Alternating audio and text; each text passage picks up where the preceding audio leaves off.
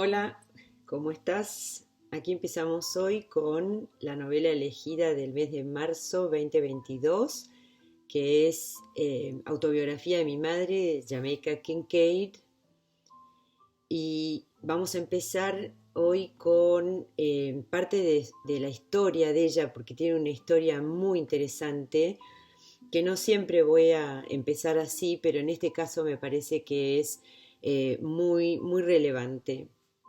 Ella nació en la isla de Saint John, en, en Saint John, en la isla de Antigua, en el Caribe, es la isla principal de Antigua y Barbuda, y vivió con su madre una vida muy tranquila. La madre estaba casada con un carpintero que no era su padre sino su padrastro, y cuando ella, Kincaid, que se llamaba Elaine Potter Richardson, tenía 9 años, la madre tuvo 3 hijos al hilo, 3 varones. Ahí el padrastro enfermó y la plata no alcanzaba para todos, entonces la enviaron a los Estados Unidos como niñera. Au pair se decía entonces, y cuando una chica iba a vivir a la casa de una familia a ocuparse de los chicos. A Kincaid le gusta usar la palabra sirvienta. Ella se sintió abandonada no solamente por lo económico, eh, ahí en su hogar que era uno humilde, sino en lo emocional, porque fue dejada de lado para priorizar esos chiquitos que habían nacido. Y ya ella había tenido en Antigua una educación británica. eh, la madre le enseñó a leer para que se entretuviera y no la molestara. Con 3 años y medio entró al colegio y ya sabía leer y escribir, y la madre mintió diciendo que tenía 5 y le dijo que cuando le preguntaran dijera que tenía 5. Y a los 16 entonces la madre la sacó del colegio para que ayudara a proveer a esa familia. Cuando nació el menor de los hermanos la envió a los Estados Unidos, y ella llegó a Scarsdale, que es en las afueras de Nueva York. Y la verdad que debe haber sido muy fuerte esa inmigración, vivir en una isla, ella venir de una isla en la que siempre es verano y un lugar paradisíaco, y llegar a una casa de extraños, con costumbres extrañas, con invierno con nieve. Y bueno, es interesante saber que ella nunca jamás mandó plata a su casa y que demoró 20 años en volver a su casa, a su isla, a Antigua. Bueno, en esa época entonces trabajaba como niñera y mientras tanto se anotó en una escuela pública que ahí se llaman Community College, que proveen educación terciaria para dar salidas laborales a los que no pueden pagar una universidad. Y 3 años más tarde renunció y gracias a una beca pudo ir a una universidad en New Hampshire, una que era experimental. Ella ahí quería estudiar fotografía. Y al año abandonó y volvió a Nueva York a trabajar como recepcionista en Magnum, una agencia internacional muy importante de fotografía. Además escribía en el Village Voice y para una revista de adolescentes, y la tomaron como recepcionista para la agencia de fotografía Magnum. Ella insiste en que no era nada común que en aquellos años 70 se tomara una chica de color eh, como recepcionista. Ella además para ese momento venía de una serie de trabajos mal pagos que la ayudaban a sobrevivir, y fue recepcionista también de una agencia de publicidad, modelaba, cantaba, Comenzó a enviar artículos independientes a revistas. Ingenue publicó su primer artículo, que era una entrevista con la activista feminista Gloria Steinem, y después concibió un trabajo esencial, que sería esencial para ella, que era como secretaria recepcionista en el New Yorker, esa revista tan neoyorquina, tan literaria, donde publicaban los mejores escritores norteamericanos e incluso del mundo. Ser un norteamericano y conseguir un trabajo, o un escritor o aspirante escritor norteamericano y conseguir un trabajo en el New Yorker era algo realmente casi como imposible, como un sueño, y ella lo consiguió. En ese momento no estaba tan al tanto de lo esencial que sería para su carrera y para su vida, ni tampoco era consciente de lo importante que sería para ella su pasada por Magnum, o lo raro que era conseguir un trabajo tan importante para ella. Y con esto les estoy mostrando que hay algunos aspectos de su vida que son realmente como muy llamativos. En el New Yorker la tomaron. En ese momento el editor era el famoso William Shawn, que el editor de esa revista, que era una lectura esencial para la comunidad artística de Nueva York, y donde publicaba lo mejor de lo mejor del periodismo literario. Mr. Shawn era el rey de ese lugar y fue clave para el desarrollo de la voz narrativa de Kincaid. Creo yo que lo más destacable de lo que es Kincaid es justamente su voz narrativa, así que por eso me parece tan importante destacar esto. Ellos fueron presentados durante un almuerzo en el Hotel Unlocking, que queda cerca del Times Square, y que era como el lugar de la élite cultural y literaria. Y ella Kincaid apenas tenía 25 años, era flaca, alta, de color, del Caribe.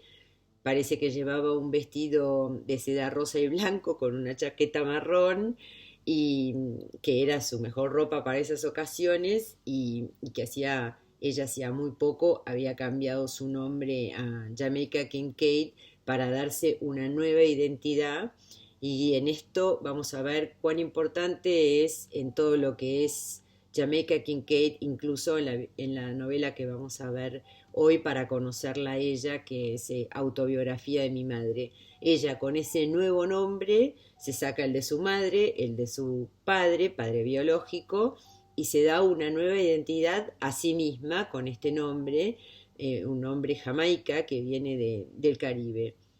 Vuelvo a la entrevista que tenía con John, con William Shawn. Ella estaba muy nerviosa en ese momento, tenía hambre porque trabajaba y no tenía mucha plata, y entonces pide lo más caro del menú, que era una ensalada de langosta, y parece ser que el señor John pidió una rebanada de torta y tomó un poco de té, nada más. Y parece ser que en ese momento él no estaba para nada seguro de la conveniencia de contratarla, si ella iba a ser adecuada para el trabajo, pero igual la dejó probar, y con un artículo corto para la sección Talk of the Town. Esa sección es muy típica de esta revista. Por si no la conocen, la pueden chusmear, la pueden googlear. La parte Talk of the Town sería lo que cuenta la ciudad, lo que se dice por la ciudad o lo que está pasando. Ella escribió, el artículo que escribió en ese momento fue sobre el carnaval antillano que pasaba en Brooklyn, y John lo publicó. Bueno, son esos momentos en los que en el presente ninguno de los dos se pueden dar cuenta de lo importante que va a ser ese momento para el futuro de los dos. Para ella, porque esa iba a ser la entrada a su vida como escritora.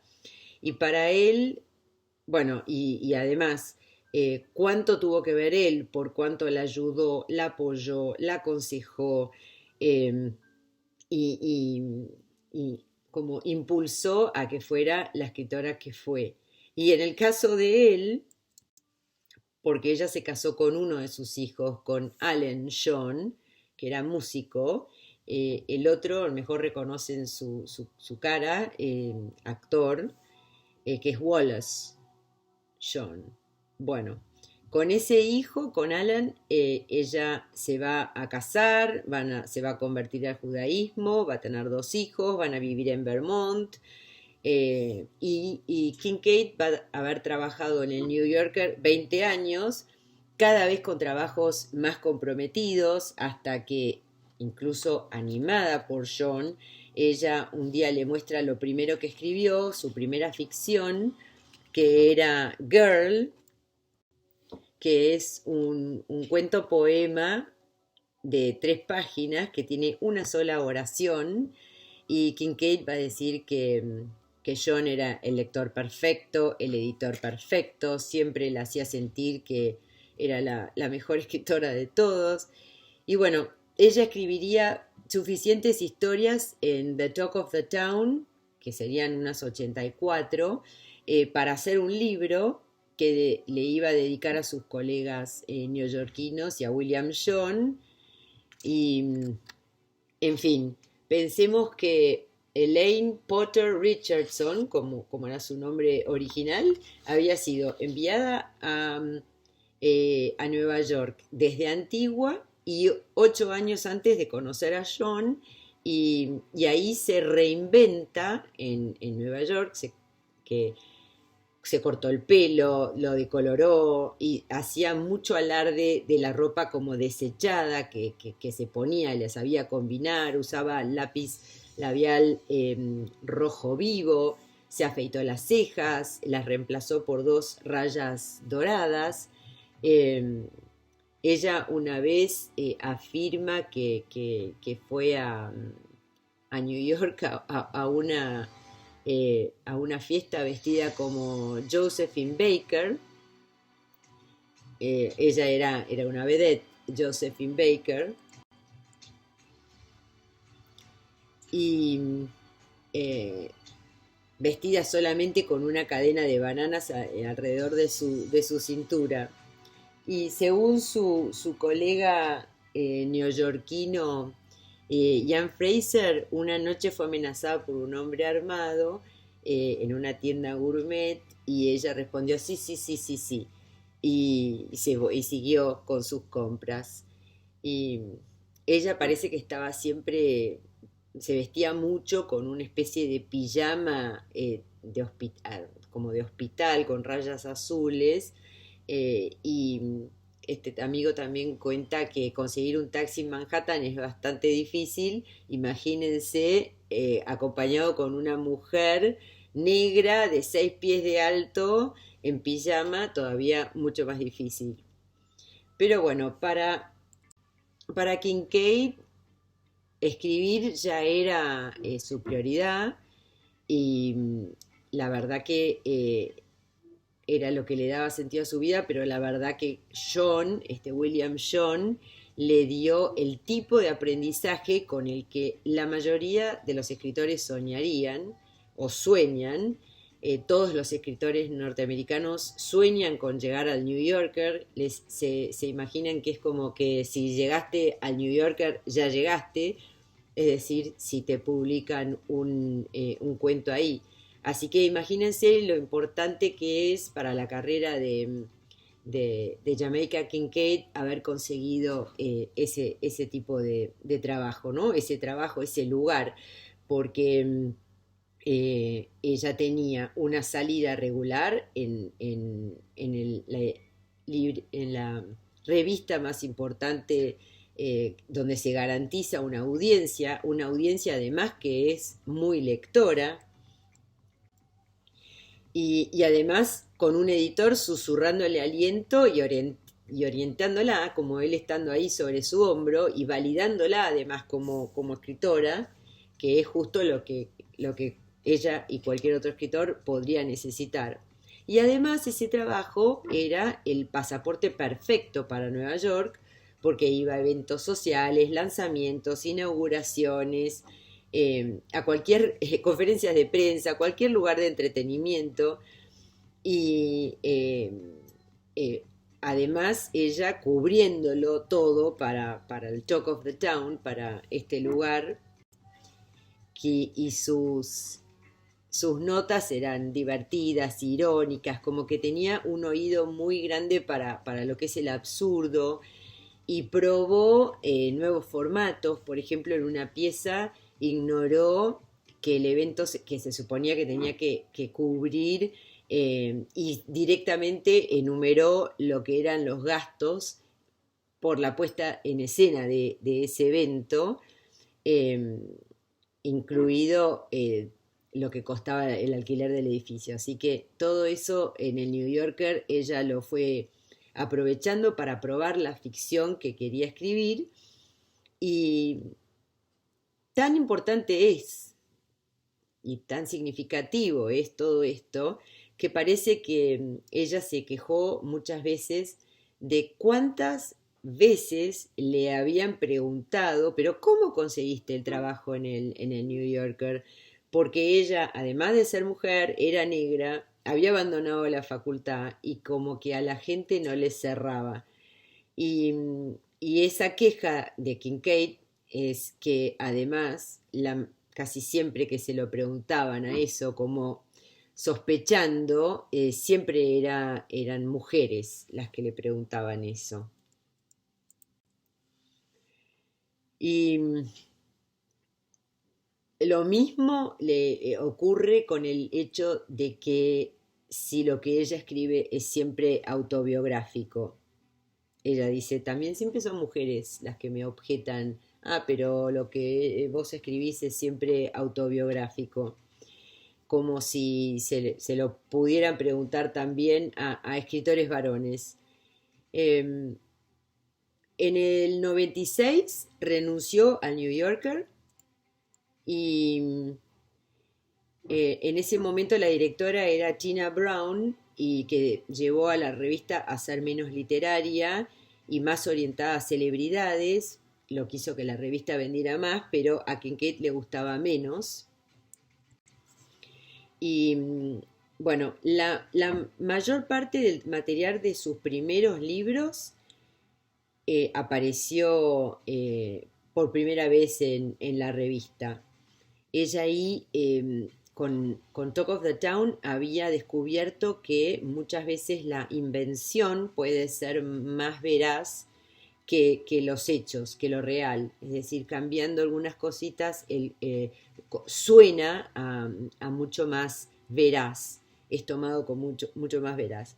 Y entonces ella a veces inventaba lo que había dicho un personaje, o agregaba un personaje para hacerlo más real, o reorganizaba los eventos para presentarlo también como algo más veraz.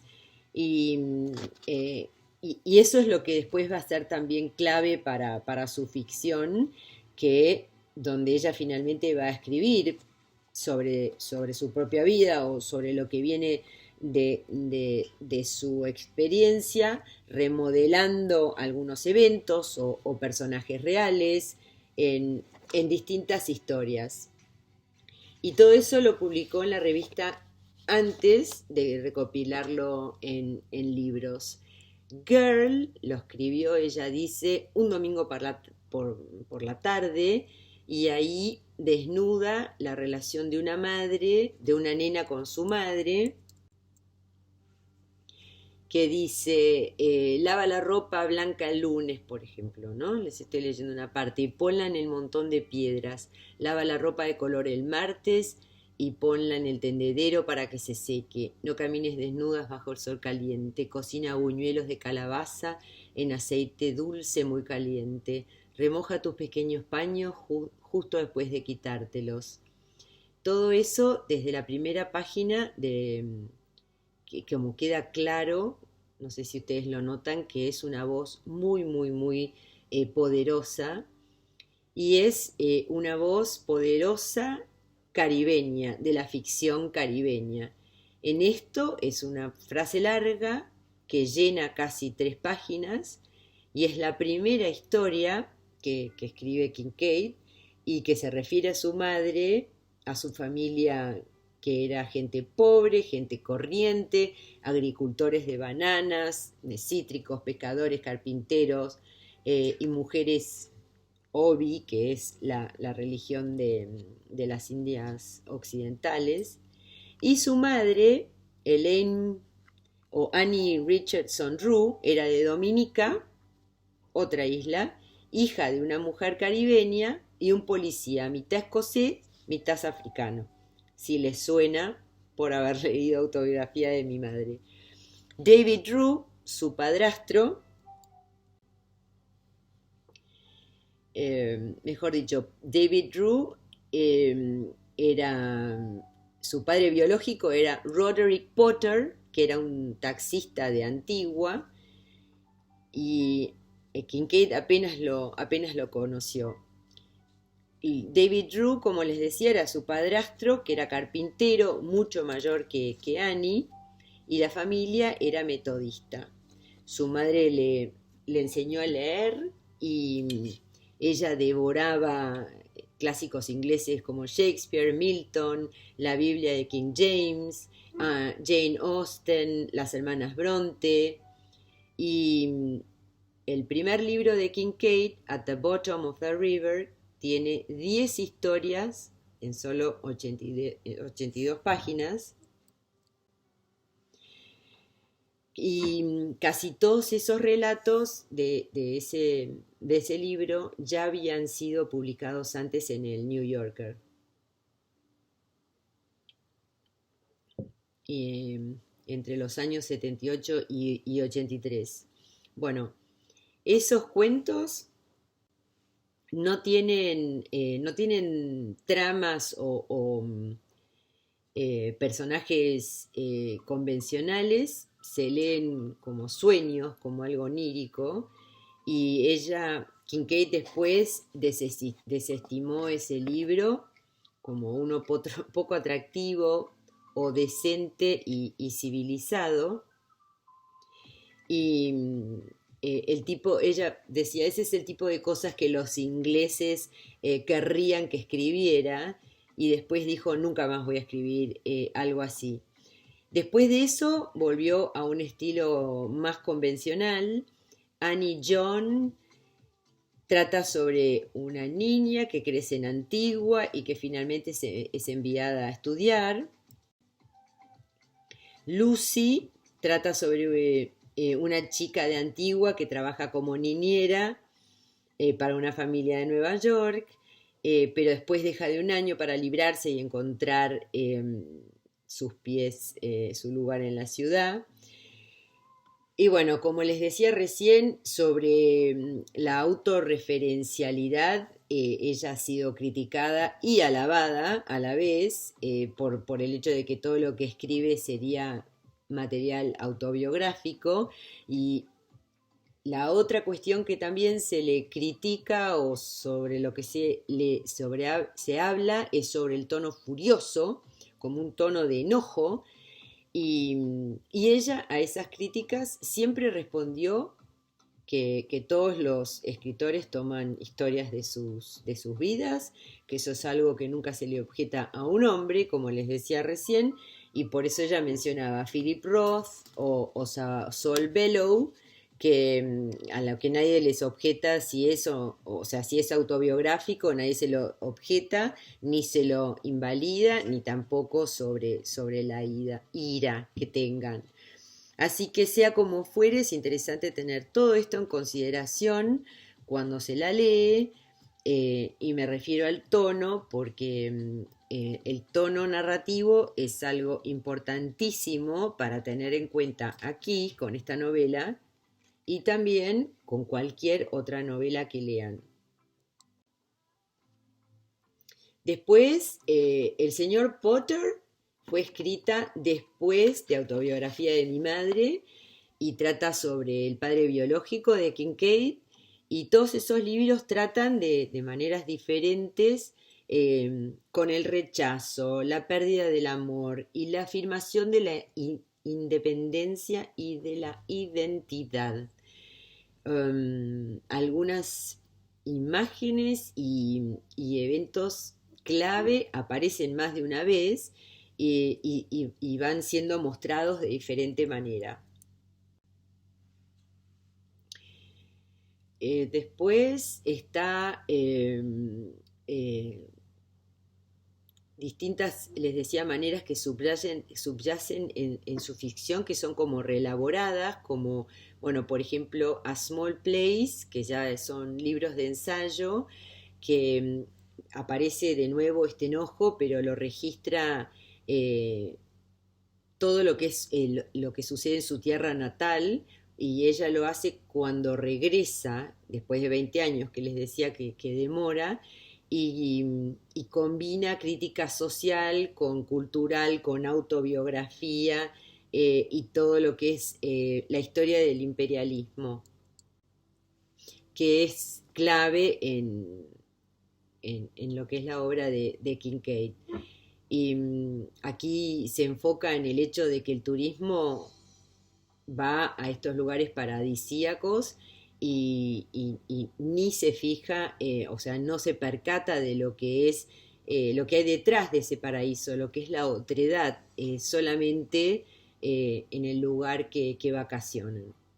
Bueno, y por último, mi hermano, esa novela documenta la forma en que respondió a la enfermedad de SIDA su hermano, que era su hermano menor, que era Devon Rue, que muere cuando tenía 33 años.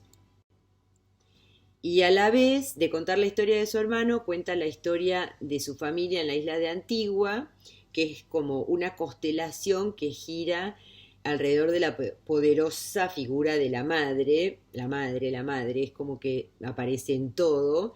Y esos libros usan la misma voz que las novelas, que tiene como el mismo ritmo, ese tipo de precisión meticulosa, o incluso repeticiones, la misma ira, el humor, la ironía, y en general todo esto ha hecho que muchos críticos se hayan atraído por su obra, tanto por su aspecto como académico, lo postcolonial, lo que es la negritud, el género, el feminismo, lo transcultural, lo posmoderno, sobre todo lo que es colonialismo, postcolonialismo.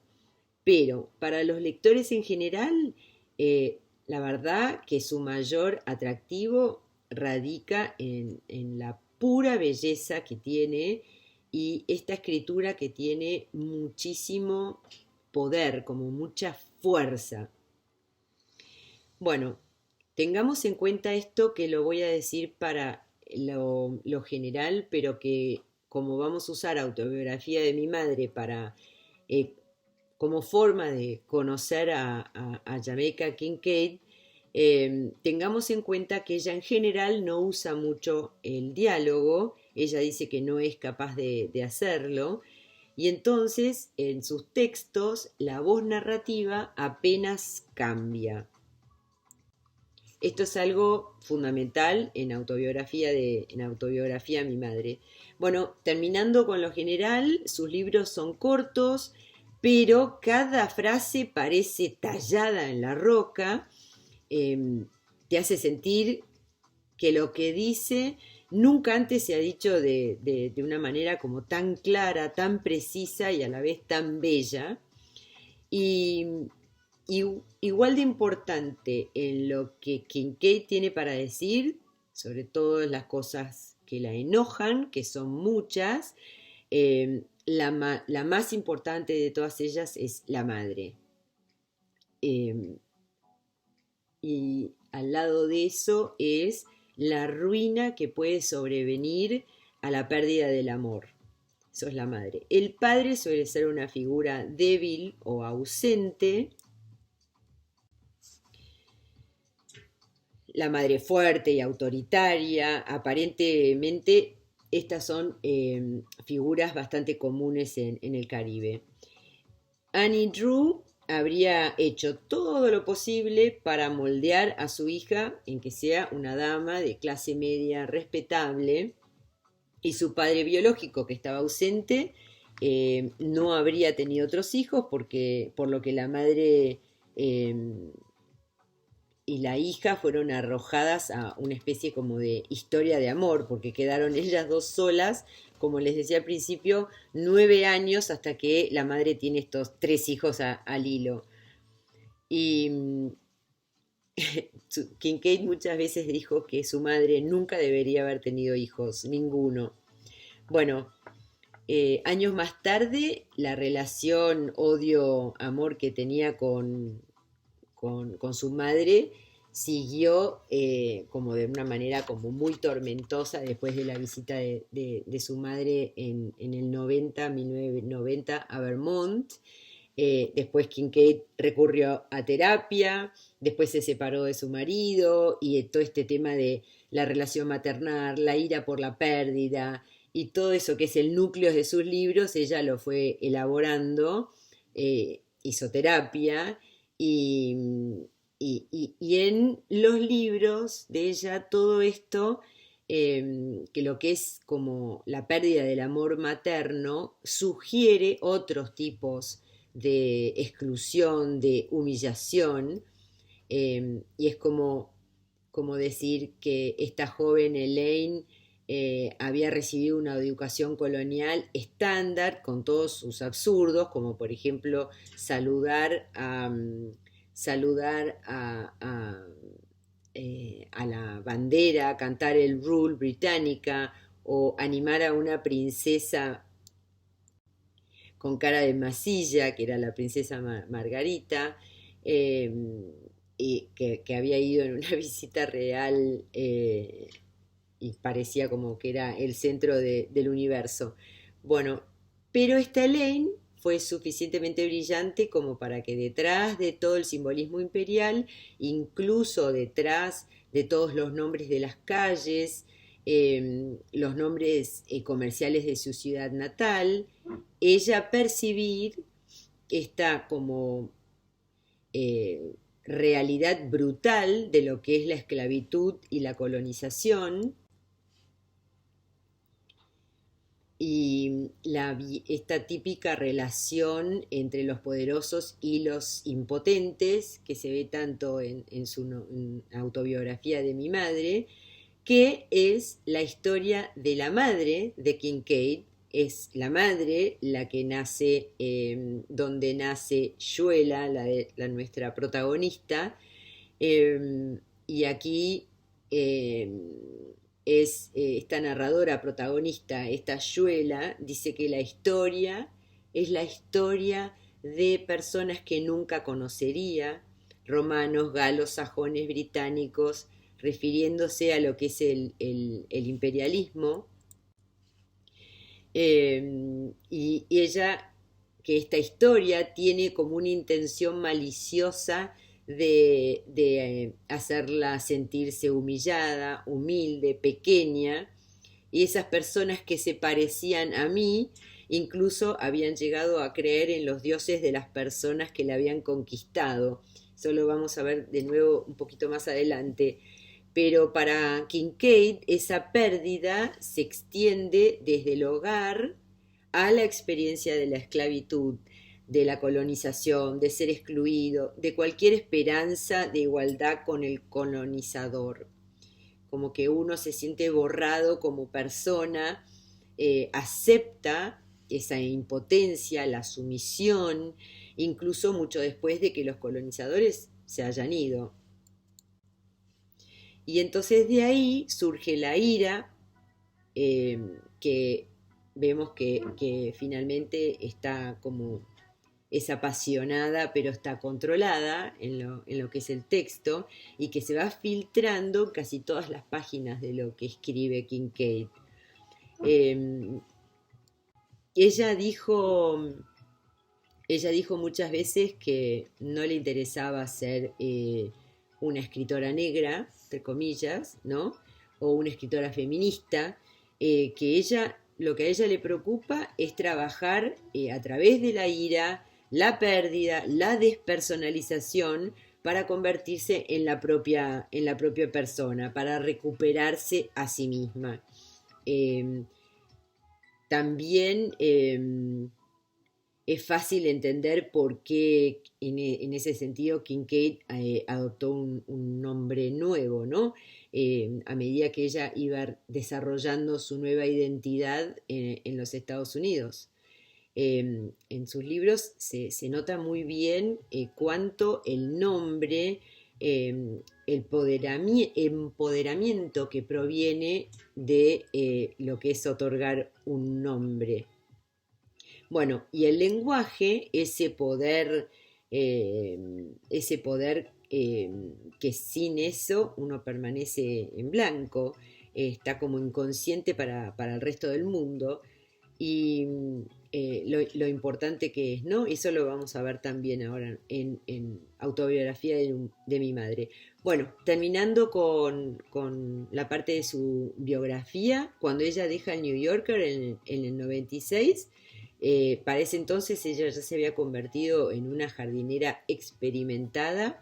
Su esposo le había regalado unos años antes, para el Día de la Madre, un kit de esos con azada, rastrillo, pala y semillas, y ella se puso a trabajar en eso. Al principio nada le creció, pero ella fue adquiriendo experiencia y, y bueno, empezó a leer todo tipo de catálogos de plantas y semillas. Parece que pasó un mes en China recolectando semillas y cazando o conociendo plantas.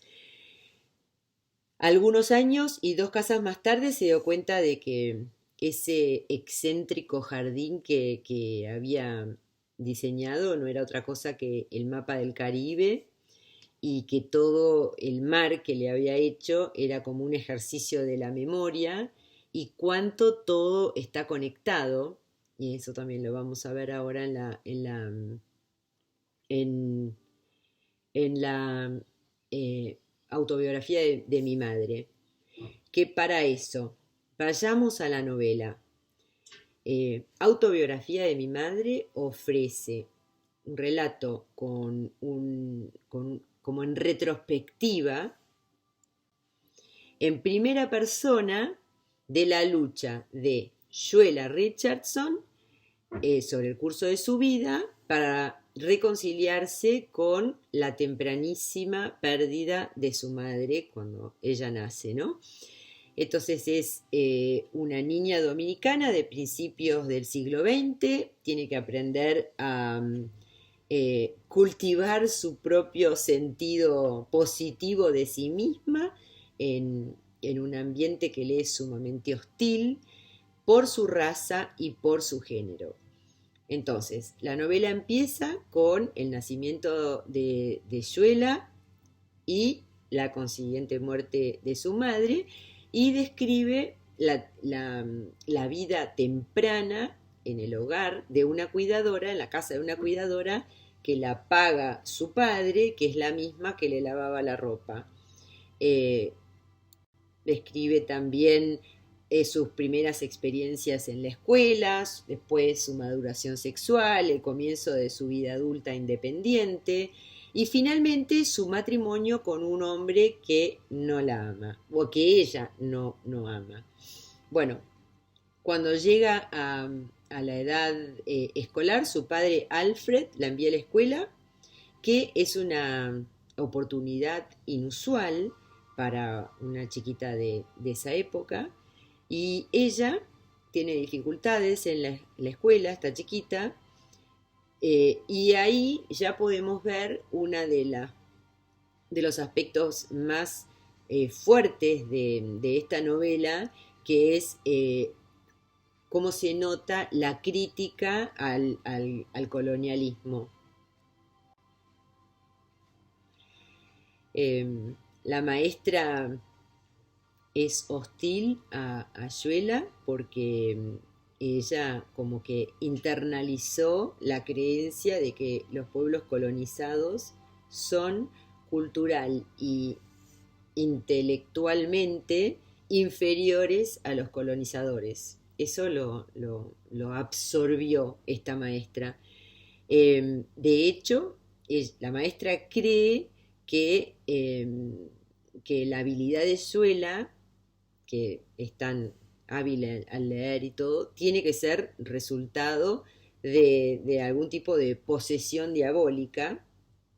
Y ella, esta chiquita, Suela, se niega a aprender la inferioridad de la lavandera que la cría, la inferioridad de la maestra que le enseña, y siempre busca consuelo en su madre, con quien sueña, su madre muerta, y entonces la descendencia de su madre Carib, la del Caribe, los indígenas que están prácticamente extinguidos, representan para ella, para Ayuela, como un potencial alternativo de lo que es como una fuente alternativa potencial de identidad.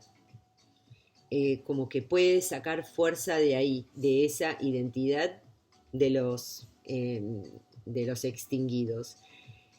Cuando su padre vuelve a casarse, que lo hace por dinero, la lleva a su hija a vivir con él, y la nueva esposa de su padre la somete a todo tipo de hostilidades, hasta incluso físicamente, y, y en ese apartado de la novela es donde deriva principalmente la hostilidad con la que se encuentra Ayuela desde su posición como mujer. Y lo que sigue después es como una sección que se centra más bien en su lucha por su autonomía sexual, en un contexto en el que las mujeres son víctimas de su sexualidad y dependen económicamente de los hombres en sus vidas. Vieron que ahí hay como bueno, la madrastra esta la ataca a Ayuela, y esto se deriva de la visión de la madrastra de Ayuela como una competidora con sus hijos biológicos, y para resolver este conflicto, cuando Ayuela cumple 15 años, la envían a vivir con uno de los conocidos de su padre, que es un hombre, de un matrimonio de la edad de su padre, que vive en Roseau, que es la capital, y que ahí vive con este matrimonio, y ahí Suela, en ese lugar, toma conciencia de lo dependiente que son las relaciones hombre-mujer. Ella observa este matrimonio y percibe que aunque la señora esta, Madame Labat, goza de seguridad económica y social, parece tener muy poco sentido de la realización personal. Y el señor, por otro lado, encuentra satisfacción en la propiedad de las cosas, incluidas las mujeres, y no en vano se desarrolla una relación sexual entre Suela y este señor. Ella queda embarazada y como no quiere encontrarse en la misma posición de la señora Labat, ella aborta y huye. Bueno, ahí, ya estando por su cuenta, Ayuela encuentra empleo recogiendo rocas con un equipo de construcción de carreteras, y empieza a tratar de forjar una vida independiente. Y eventualmente Yuela se convierte en asistente de un médico de Roseau, que es una ciudad un poco más grande que el pueblo de su padre, porque es la capital, y ahí parecería que Yuela lograría la conexión emocional y sexual que tanto busca cuando conoce y empieza una relación con un estibador que se llama Roland. Eh, y la atracción por este Roland eh, descansa en gran medida en el hecho de que ella cree que él y ella tienen como un estatus igualitario, es decir, que son iguales. Pero Roland, sin embargo, tiene bien interiorizado que él es superior, es decir, la superioridad masculina, y eventualmente se frustra a la negativa de Yuela de ser impregnada por él, que es un acto que él entiende como una afirmación de poder. Entonces, su fallida relación con Roland es como la gota que colma el vaso para Yuela, y entonces ahí ella parece resignarse a la idea de que nunca va a encontrar el tipo de relación equitativa que busca, y renuncia a todo eso, y ahí es que resulta el matrimonio con Philip, que es un hombre blanco y mayor también. Y ese matrimonio a ella le confiere la riqueza, el privilegio, la estima social y la seguridad cultural de la que ella carece.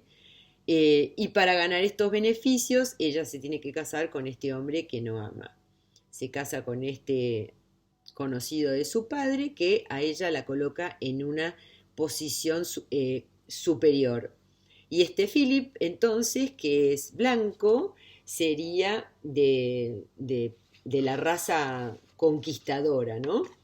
Y así vemos entonces que esta novela, como todo lo que es la obra de Kincaid, habla de este legado colonial. En el caso de Autobiografía de mi madre, eh, le reforzaría a esa idea otra más que me parece más jugosa y que se las mencioné antes, y es lo que es el efecto del el lenguaje, el poder del lenguaje de cambiar las cosas o de dirigir las cosas. Y ahí está, pensemos en el patois, que es el dialecto derivado del francés, que es el que usan los dominados, los pobres. Tengamos en cuenta que Dominica fue primero colonia francesa hasta que la invadieron los ingleses en el siglo XVIII. Pero los trabajadores locales siguieron hablando ese dialecto. Piensen que ni siquiera es el propio, es decir, ni siquiera es el carib, sino que es un dialecto formado con lo que queda de la primera conquista, que son los franceses, lo mismo que siguen siendo católicos. Los ingleses quieren imponer el metodismo, pero ellos como agarrándose de algo más interno de ellos, es que siguen siendo católicos. Entonces es como que hay capas de colonialismo, primero el francés y después el británico. De hecho, las primeras palabras que pronuncia Suela no son en dialecto, sino que son en inglés, que parecen como una afirmación, una postura, como decir, hablo la lengua de los dominadores. Es una gente que nunca me va a caer bien, y eso cómo sucede es un misterio para mí, dice Yuela. Pero bueno, como esto es algo tan importante, nos vamos a seguir refiriendo a eso en toda la charla.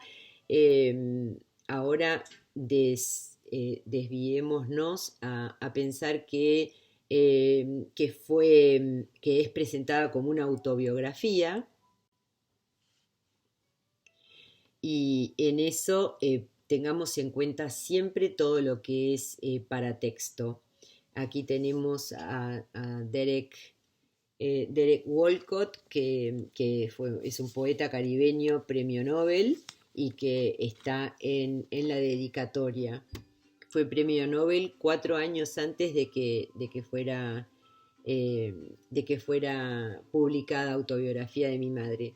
Bueno, pero bueno, decíamos que esta novela está presentada como una autobiografía, por lo que el yo es de otro, es como correr el foco, que sería como hablar de ideas que están interconectadas, es decir, como que hay muy pocos límites entre lo de uno y otro, como que son límites porosos, y eso está asociado a lo que es la experiencia colonial, lo que es la gente derivada de ese colonialismo, lo que sería la gente postcolonial. Y más todavía, la experiencia de Suela puede verse también como una metáfora de la gente colonizada como un grupo, ya que estas personas son separadas o arrancadas de la fuente de nutrición cultural, que sería lo que había antes de la conquista, ¿no?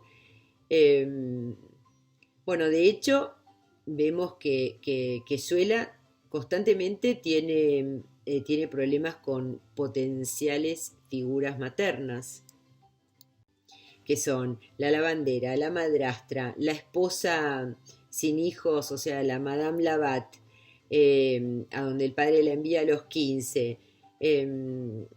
Después, todo esto parece transmitir la idea del rechazo por las mujeres que aceptan la limitación de su autonomía, ya sea en términos sociales, financieros o sexuales. Por ejemplo, reparemos en el momento en que Suela, cuando es chiquita, sin querer, rompe un plato de la lavandera que la cuida, y ahí le rompe el corazón a la lavandera.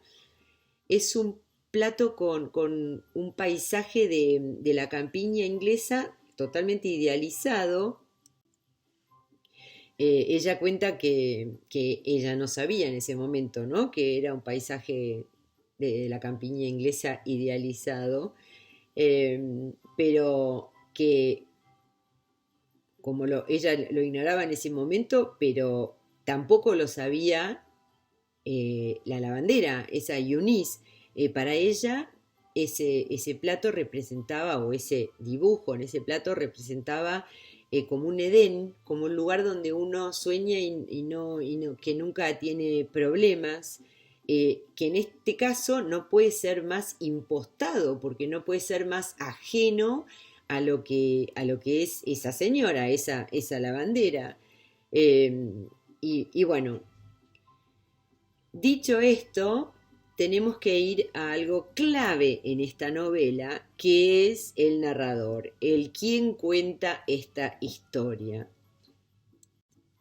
La cuenta la propia protagonista, que es la que nos cuenta esto que les acabo de mencionar, como para usarlo como ejemplo, que cuenta cómo vivió esa rotura de plato Eunice, la lavandera, y cómo la vivió ella, es decir, que todo pasa por el filtro de esa primera persona, de esa Yuela, que, entre paréntesis, no conocemos su nombre hasta bien avanzada la novela, y lo que quiero decir es que vamos conociendo todo lo que nos va contando, toda la historia la vamos conociendo a través del filtro más subjetivo que hay, es decir, el narrador más subjetivo que hay es el de la primera persona, pero en este caso incluso está además filtrado por la memoria, porque Yuela nos cuenta su historia a los 70 años, y ella va recurriendo a la memoria. No hay nada más creativo que la memoria y nada más como subjetivo, es decir, que ella va a siempre estar eligiendo qué nos cuenta, qué no, cómo nos lo cuenta. Es decir, que es la máxima subjetividad en una narración. Y en este caso hay además un agravante, y es que ella, esta narradora, nos restringe totalmente el acceso a lo que dicen los otros, porque acá todo el texto completo carece de líneas de diálogo, por lo que en ningún momento vamos a tener una frase, un discurso, algo que alguien diga que como de alguna manera contrarreste o contraste o se oponga a todo este texto filtrado por la perspectiva lejana de los 70 años y por la voz de la misma narradora que está eligiendo qué no cuenta, cómo nos lo cuenta, quién dijo qué, cómo lo dijo, todo filtrado por su propia voz, sin, como les decía, el guión de diálogo, donde lo que haría el texto en ese caso sería, o lo que haría la narradora en ese caso, sería darle la palabra a otro que diga algo distinto. ¿Se fijaron que este texto, esta novela entera, no tiene una sola línea de diálogo? Eso es algo impresionante, apasionante, genial, porque en ningún momento nos cansamos de cómo lo está contando, todo filtrado por Suela, ¿no? Eh, pero bueno, ya sabemos, las historias cambian según quien nos las cuenta. Y aquí la historia que cuenta, la que la cuenta es Suela, que cuenta su historia, que en realidad está como corrida de foco al decir que es la historia de la madre, que sería como si fuera una autobiografía, sería la de la propia persona, jamás sería la de otro. Y, y a mí me parece que aquí lo que está diciendo también, esta es la biografía de esta isla, ¿no? Y entonces nunca vamos a poder escuchar la voz de otro porque todo está filtrado por Suela, eh, que nos puede torcer las cosas como ella quiera. Y veamos al principio que nos dice, si ahora hablo con claridad y perspicacia sobre aquellos primeros días, no es un invento, nos dice. No debería sorprender que en aquel momento cada cosa sucedía y se destacaba en mi mente con una claridad que ahora doy por sentada. En el momento no tenía ni un significado, no tenía un contexto, no sabía todavía la historia de los eventos ni sus antecedentes. Es decir, que ella misma está haciendo la salvedad de su propia perspectiva, como nos está alertando de eso, que es esta mujer de 70 años que mira para atrás en su vida y la reconstruye eligiendo lo que en ese momento le parece relevante a lo que está contando. Pero bueno, esto representa lo que son las dudas de Kincaid sobre lo que es la verdad del contexto colonial, sobre lo que es la identidad postcolonial, como les decía antes. Es como decir que ella se opone a la verdad que impone la visión establecida sobre la identidad colonial, en la identidad colonial, postcolonial. Y es como decir que acá hay otra verdad y esa es la suya, por más subjetiva que sea, como en el caso de Suela, ¿no?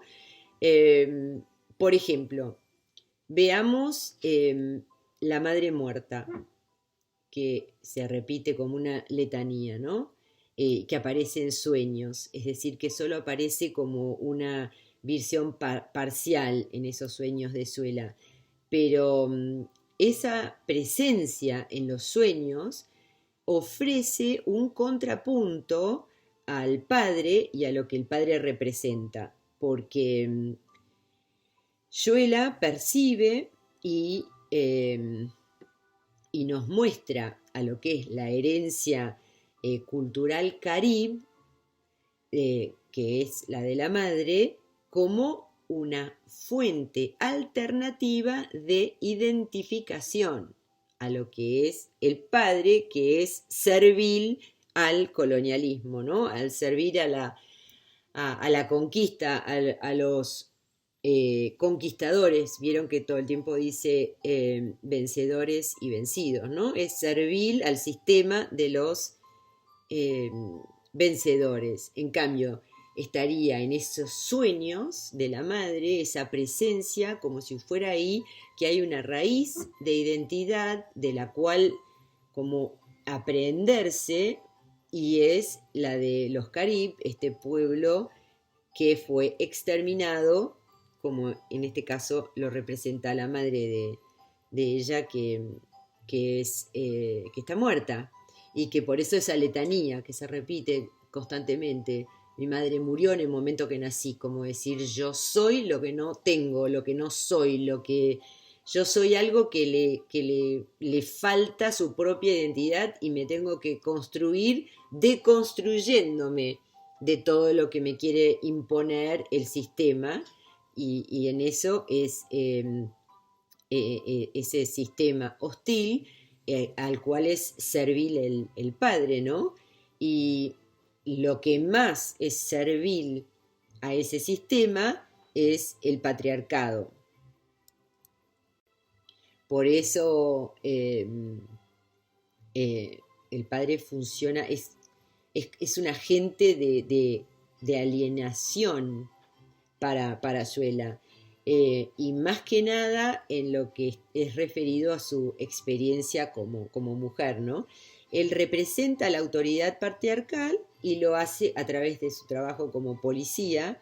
Es un carcelero, un agente del sistema, impone el orden en el sistema, siempre al costo de perpetuar el sufrimiento de los locales, a quienes cada acción suya va a estar encarcelando o extorsionando.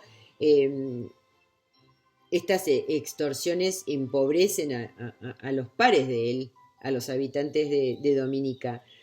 Y bueno, y en esto es muy impresionante esta escena del final, cuando Yuela recuerda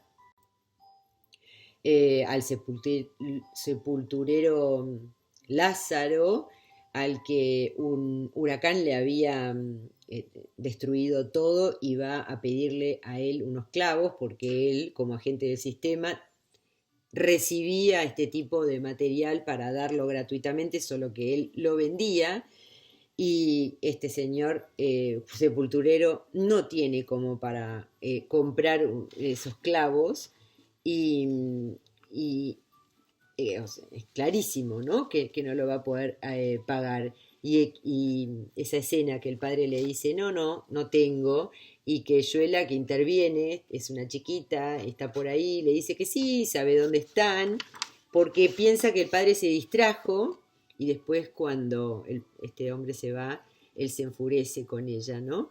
Porque, bueno, no solamente no quiere complicarse con los problemas de los vencidos, él quiere estar del lado de los vencedores, por más que no tenga nada que ver con ellos, ¿no? Bueno, otras mujeres que aparecen, decíamos la lavandera, que simboliza el alto costo de criar hijos como lavandera, la señora Labat, que está totalmente derrotada por el sistema, pero es un contraste con esta Eunice, porque ella no pudo tener hijos. Lo único que le daría su sentido a su vida gris serían esos hijos. Esa es amarga, alienada, tiene un camino socialmente aceptado, que es el matrimonio, pero bueno, pobre mujer. Eh, Hay algunos críticos que opinan que el padre de Suela la entrega al señor Labat. No sé qué piensan ustedes de eso, pero bueno, el padre, Suela nos dice que estaban parejos, los dos eran ambiciosos, el señor Labat tenía más plata porque no había perdido tiempo en enamorarse de una Carib.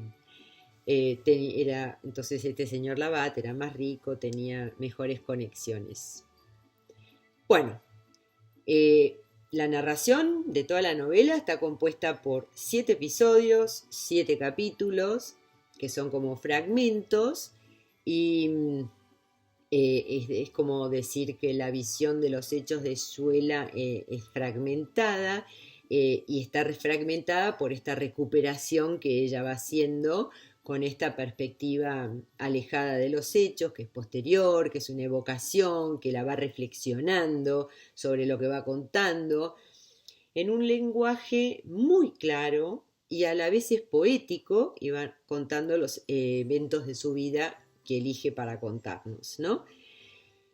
Y hablando de paratextos, en la versión en inglés, que es la lengua en la que fue escrita esta novela, cada comienzo de capítulo, cada sección tiene un trozo de la fotografía de la portada. Es como que de la primera a la séptima hay primero un pedacito de la cara, después un pedacito con el cuello hasta los hombros, después hasta la cintura, y al final se termina de formar la imagen completa, como si en esta reconstrucción ella estuviera haciendo como una construcción de identidad, como que tiene un poquito, después otro poquito más. Y si siempre les digo que le presten mucha atención a los paratextos, esto es fundamental. Es una lástima que en la versión en castellano eso no esté, porque le hace mucho a lo que es la lectura. Y bueno, abro un paréntesis diciéndoles que siempre préstenle atención a este tipo de cosas, ya sea el epígrafe, una dedicatoria, si hay una imagen, dónde está. Todo eso compone lo que es la novela, lo que es el material de esa novela. Y es a otra cuestión que habría que prestarle atención, que es muy Kincaid y que en esta novela es muy notorio, es el hecho de que va repitiendo algunas frases. En el caso de esta, ella siempre lo trae así como una letanía: mi madre murió en el momento que nací, que es algo central a ese nacimiento, a ese ser, a esa construcción de identidad de la que hablábamos, que aquí funciona como un encantamiento, como un hechizo, como un conjuro. Y por eso también hace referencia a que su abuela materna fue abandonada en el nacimiento también por una mujer desconocida, que su padre, mitad escocés, mitad africano, entregó a su hija, la entregó junto con la ropa sucia, a la mujer que le lava la ropa, ¿no? Y entonces, este comienzo, que en el sentido de lo que va a ser la vida de Suela parece como muy poco prometedor, la narradora nos va contando cómo se crea una vida para ella misma en ese mundo tal hostil del cual no espera nada.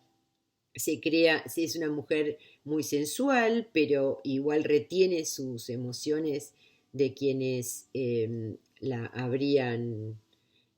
tenían capacidad de herirla, y lo mismo que también se niega completamente a comprometer su independencia, la defiende con uñas y dientes, incluso abortando todos los hijos que concibe, negándose a ella a ser madre a su vez, como una repetidora de este sistema. y ella vive el aborto como un empoderamiento, como decirse que ella es dueña de su vida, y siente que tiene ese poder y que lo puede transmitir a cualquier otra mujer, como que lo puede ir, de hecho se lo hace a su medio hermana, pero después la medio hermana termina detestando ese poder, según lo que nos cuenta Suela, porque como que pudo hacérselo. Bueno, y ese poder proviene de ella misma.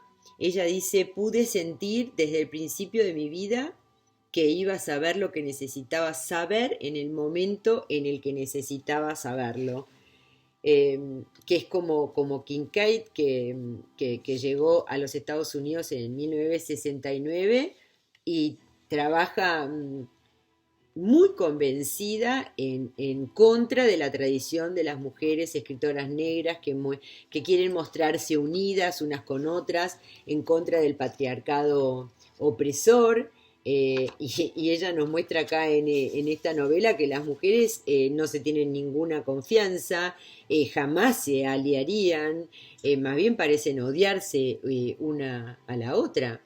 De hecho, cuando conoce a la esposa del médico, con el que después se va a casar, con este Philip, quiere preguntarle algo que no puede preguntarle, y es ¿por qué las mujeres se odian entre sí? Y después, cuando conoce a la mujer de Roland, o de Roland, eh, y ella le pega una bofetada, se pregunta por qué el matrimonio es algo tan deseable para las mujeres que tienen pánico de encontrarse afuera de ese estado. Esa es la visión del Caribe de Kincaid, que aquí hay vencedores y vencidos, nada más.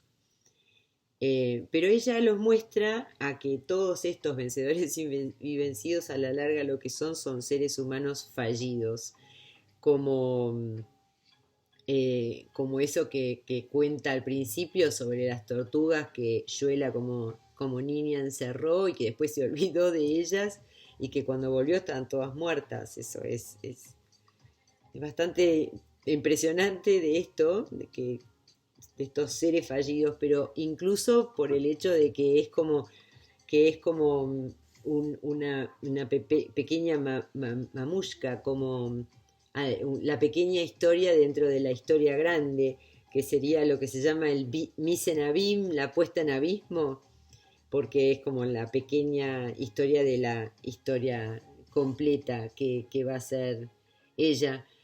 Bueno, lo mismo sucede en la escuela, en la que la maestra es una mujer de herencia africana que fue entrenada por misioneros metodistas, y a quien su herencia es una fuente de humillación y de odio a sí misma, y es algo que ella aprendió y lo repite porque lo enseña.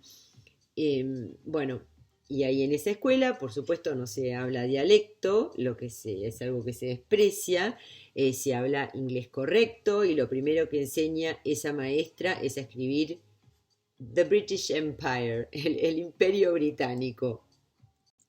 Lo pone frente a un mapa del imperio, es decir, que todo, es todo lo conquistado, lo apropiado. Y ahí volvemos al tema del lenguaje, como les decía, que el lenguaje es un método de conquista, es un método de apropiación por excelencia. Y los británicos, cuando conquistan, imponen su lengua, su cultura, su visión del mundo, incluso sus dioses, eh, y, y el modo para hacer todo esto es la lengua. La maestra repite palabras, construcciones sintácticas, todo en una lengua ajena, y es a través de esa lengua que ella ve el mundo. Por eso es que se ve a sí misma como algo despreciable, porque es esa manera que es la que ella como la constituye ya directamente. Se desprecia por negra, por ex esclava, que esa es la visión entonces de los británicos, de los conquistadores, y por eso las conquistaron. Y cuando se dice la historia la escriben los vencedores, bueno, en este caso la maestra fue vencida en su propia mente. Eh, y contra eso escribe Suela, porque ella se independiza de toda imposición y de entrada está trabajando por su independencia. Y bueno, nos damos cuenta de lo exitosa que fue por el hecho de que es tan fuerte. eh, el modo como ella consigue hacerlo, ¿no? Ella es muy inteligente, quizás mucho más que la maestra o que la lavandera o que la segunda esposa de su padre o que su media hermana o que Madame Labat, o que la esposa de Roland o la del médico, quizás le faltaba eso para poder lograr lo que ella logra. Eh, entonces, bueno, la maestra desprecia a Suela porque le advierte a ella los rasgos carib, porque parece que se parece a su madre, según ella dice. Entonces, la desprecia porque es la más vencida de todos, es decir, ella pertenece al pueblo exterminado, porque mal que mal los afroamericanos habían sido derrotados, pero no exterminados. Mal que mal ellos habían sobrevivido. Bueno, otra parte que me parece impresionante de este sistema de dominación es que al principio de la segunda sección, el padre le dice, están caminando a la escuela y le dice, no podés fiarte de esta gente. Y le señala a otros chicos que van a la escuela con ella, que son idénticos a ellos, todo según Suela, ¿no? Por supuesto, porque como decíamos, esta novela está narrada por ella y nunca le da la palabra a otros personajes. Bueno, ella dice que probablemente los otros padres de los otros chicos también le estén diciendo, no te puedes confiar de esta gente. Que eso es algo impresionante porque son iguales, comparten la dominación, todo este sistema de sufrimiento y de humillación y se enseñan a no fiarse uno de otro, que es como si ellos fueran algo sospechoso, algo malo, algo temible, que es la forma más perfecta para perpetuar el sistema de dominación. Porque en vez de quererse, ni hablar de organizarse, ¿no? Para sacarse de encima a los dominadores, en vez de quererse, de acompañarse, todo lo contrario. Viven como una especie de competencia secreta entre uno y otro, ¿no? Bueno, y por por lo tanto, la fuerza de esta mujer caribeña viene de su herencia caribeña, de su madre, y así ella va viviendo como su vida en un constante presente, que es como un presente existencial, del cual ella, para lograr todo esto, para salir de ese sistema de dominación, toma la fuerza de la madre, que serían los exterminados, los barridos, y los originales, ¿no? Los que, eh, los que originalmente eran de ahí. Bueno, ella un poco más adelante en la novela dice, no me di cuenta de lo que había sucedido, de lo que yo había hecho, aunque inconscientemente, aunque sin dirección, yo había, con el uso de algunas palabras, cambiado mi situación, había incluso salvado mi vida. ¿Cuándo dice eso? Cuando en la escuela ella escribe esa carta que habla sobre el padre, que es el único que tiene capacidad de quererla y lo mal que se siente, etcétera, etcétera, y que ahí actúa la maestra. Por eso ella dice, con el uso del lenguaje, con el uso de las palabras, yo había cambiado mi situación e incluso salvado mi vida. y después por eso más adelante dice, el amor me hubiese vencido, el amor siempre me iba a vencer. Eh, en un ambiente de tanta falta de amor podía vivir bien. En ese ambiente sin amor podía hacerme una vida. Otra cosa que me parece fascinante en esta novela son los olores. A Yuela le gusta su propio olor, que es algo que descubre también. Incluso los olores que culturalmente le enseñan que son considerados feos.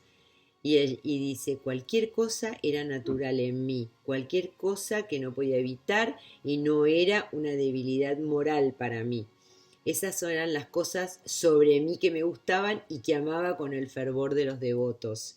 El, de nuevo, agarrarse a esa fuerza original que vendría de los Carib, que vendría de esa madre muerta que aparece en sueños.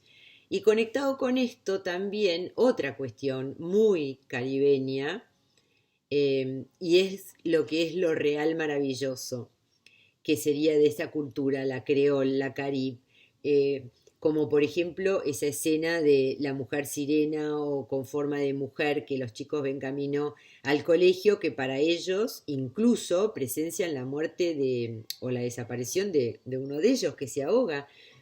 Y que después cuando hablaban de ese suceso les parecía que había sido algo que solamente sucedió en su imaginación, no algo que realmente habían visto, y que eso para ellos devino en un acto de fe, como la Virgen María para algunas personas, o si no ese tipo de milagros, que ellos tenían el mismo poder de creerlo o descreerlo, solo que en este caso no es creer en el nacimiento de un Dios por una mujer virgen impregnada por un Dios y que tiene un hijo Dios. No creer en un milagro como eso, sino algo que ellos mismos habían visto y que trataban de enseñarles que eso era mal visto, que eso no era lo que ellos debían creer, como si esa creencia fuese algo despreciable porque era como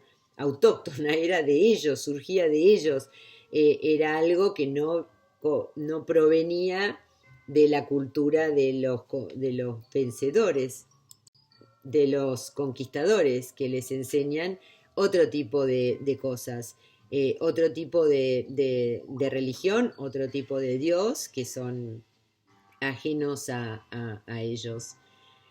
Y bueno, por eso ella, cuando narra Clara, que bueno, que son muchos años más tarde y con otro entendimiento, con otra experiencia de vida, que es algo eso que ocurrió, fue algo que no tiene ningún tipo de explicación, pero que los vencidos, como están vencidos y ya no tienen contacto con lo propio, definen todo eso como algo irreal porque es lo que les enseñan los otros, ¿no? Como todo lo que pertenece a la cultura que no es lo de ellos. Entonces queda la sensación de que el Dios ese Dios o esas creencias no son las, las adecuadas. Es como tener un Dios que no es el correcto, como si la visión que ellos tienen original es despreciable, no es algo respetable. Creer en esta aparición de esta mujer desnuda que está con los brazos extendidos, que llama a ese niño a su muerte, es una creencia que forma parte de lo que creen los ilegítimos, los pobres, los de abajo. Y ella misma afirma que ella creyó en esa aparición en su momento y lo sigue creyendo cuando lo cuenta, que es lo mismo que tratar de aferrarse a lo propio, a lo autóctono, a lo que es su verdadera identidad. Lo mismo es con lo que el padre le daba para leer, que era la vida de este John Wesley, que es un predicador inglés, que en la prédica de él se basa la religión metodista, ¿no? De este Wesley. Y ella, cuando lo leía, Joela se preguntaba por qué la vida de este hombre, que está bien, muy piadoso y todo eso, espiritual, pero ¿qué tiene que ver conmigo? Esa cuestión de la ajenidad cuando hay este tipo de conquistas, ¿no? Es la ajenidad de lo impuesto por los vencedores en lo que es el colonialismo, como por ejemplo el ejemplo del nombre del padre, que se llama Alfred, que le pusieron el nombre por Alfredo el Grande, el rey inglés, que es un personaje que, según Yuela, todo es según Yuela, por supuesto, él debería haberlo detestado. ¿Qué tiene que ver él con un rey inglés? Lleva el nombre de los conquistadores, pero no. El padre es una herramienta de todo este sistema, forma parte del gobierno corrupto. Cuanto más roba, más va la iglesia. Como que va mostrando que hay un grado de complicidad que tiene la religión con el colonialismo, eh, por más de que no sea intencional, la religión es servil al colonialismo. Bueno, y en la cuarta sección, cuando habla del hecho de ir a la iglesia todos los domingos, como este ritual, que van como fantasmas, eh, estas personas que se ven como ella, es decir, los que son de color, que hacía rato que habían sido reducidos a sombras, sin embargo, los domingos caminan a la iglesia como en trance, porque ir a la iglesia es algo así como un decreto. ¿Qué significaba la derrota? Porque cuál hubiese sido el destino de todos esos conquistados si no hubiesen creído en los dioses de los conquistadores. Eso es genial, totalmente genial. Bueno, y estas iglesias imitaban a las de los pueblitos ingleses perdidos por Inglaterra, y que ahí ella dice, Suela dice, que habían sido construidas por esclavos y que muchos murieron en ese trabajo, y los que estaban adentro de la iglesia cantaban los himnos que prometen devoción a Jesús, el amigo y Señor. Y Suela dice, ¿cómo puede ser? O es tu amigo o es tu Señor. Las dos cosas a la misma vez no puede ser. Que todo está hablando del colonialismo, de cómo los vencidos son perpetuadores del sistema de los conquistadores y que la religión es servil a eso. Bueno, decíamos al principio que se dice que el tono narrativo de los textos de Kincaid transmite enojo, transmite ira. Entonces, les pregunto, ¿les dio esa sensación?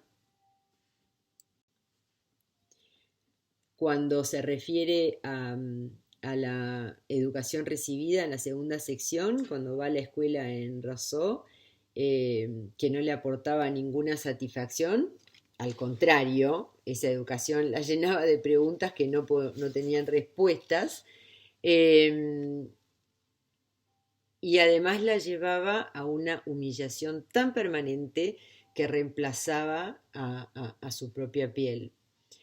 Y lo mismo su nombre, algo que la confundía o le confundía su propia identidad. Joëlla Claudette de Varieux era el nombre de la madre, pero ella no puede saber si era su nombre real, porque para este tipo de gente, ¿qué sería lo real, no? ¿Qué sería lo...? Bueno, ella también es Joëlla Claudette y el apellido es Richardson, que es gracioso, bueno, no, es interesante que sea francés-inglés. Richardson, como las capas del colonialismo ahí. Y es el apellido del padre. Y ese es el problema de identidad que tiene cualquier persona del Caribe. De todos modos, cuando me refiero a tono, me refiero a esa como... El tono es como en la música, algo que va quedando, que no es exactamente algo que está contando, sino el cómo, y todo eso se va percibiendo en todo el texto, que es algo que se impregna, y es algo que por eso mayormente un texto nos gusta o no nos gusta, que es como la música, es algo bastante como que tiene que ver con algo tan básico como el gusto. Entonces, en mi caso, un tono que demuestra ira, que está trabajado de manera así como lacónica, que es preciso pero a la vez poético, por más que tenga enojo y que tenga ironía, a mí me fascina, pero el gusto es el gusto. Eh,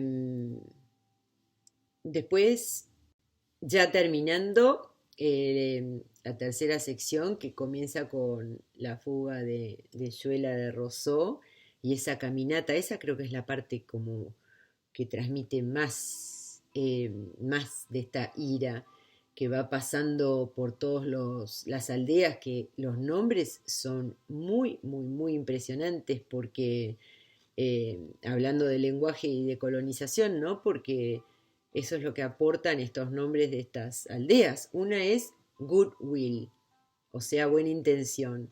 Después massacre, que sería masacre. Y ahí, ella lo comenta, Yuela, es donde Philip Warner, que esta es una historia real, asesinó a su medio hermano por ilegítimo, es decir, porque su padre lo había tenido con una mujer carib y no le gustaba tener un hermano que fuera mitad carib. Y eso sucedió. Bueno, él fue juzgado y después absuelto, y como era un personaje tan admirado, terminó siendo presidente de la asamblea. Y terminando, el matrimonio con un blanco de Suela, con un amigo de su padre, ¿es una derrota? Eh, ¿Lo es para Suela? Se casó con un hombre que no amaba y entonces es como decir, bueno, pero ¿qué significa el amor para un vencido? ¿Puede darse ese lujo o con el amor termina siendo un peor que vencido? Ella dice no haber conocido el amor jamás en toda su vida, salvo el de este hombre que la veneraba y que se podría ver como una forma de venganza, ¿no?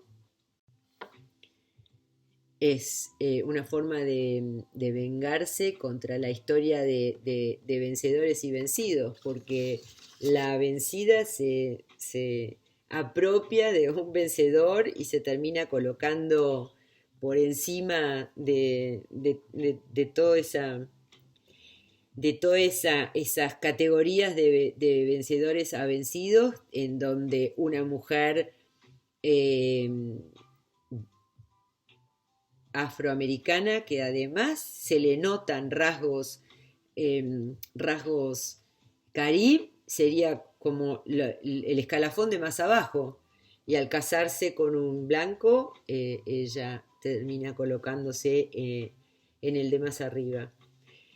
Así que bueno, esta novela es maravillosa, sobre todo por el tono que tiene, por la construcción de lenguaje que tiene y, y por la cantidad de cuestiones que absorbemos como entre líneas, que creo que esta es la función de estos talleres de análisis literario, captar todas estas cuestiones entre líneas y así disfrutar más de la lectura. Y los dejo con un interrogante. Si al final la autobiografía de la madre, es decir, lo auto que es lo propio, pero en este caso está corrido a la madre, es alguien que murió, es alguien que representa lo carib, lo exterminado, no es también la historia de esa isla, la biografía o la autobiografía de esa isla. Bueno, les dejo esa pregunta y adiós y muchas gracias por acompañarme.